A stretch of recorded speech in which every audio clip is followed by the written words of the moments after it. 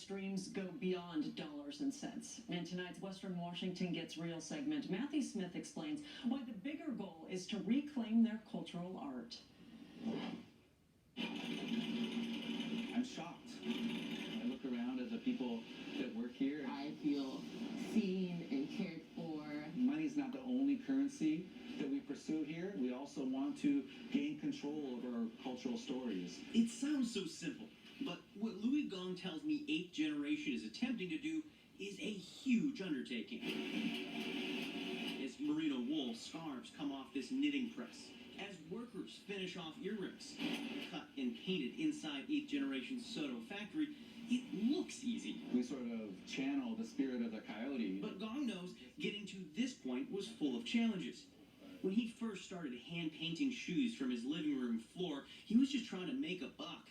His work exploded in popularity, but he wasn't really earning. The money was going to all the middlemen. So Gong decided to cut them out.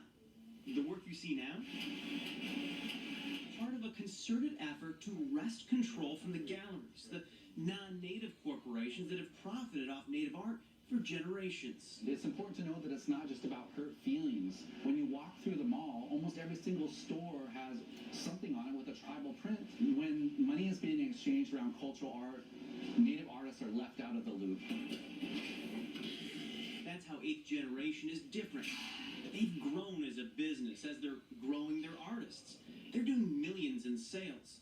Their local staff is growing quickly today, which brings us back to this knitting machine. More of these are coming online.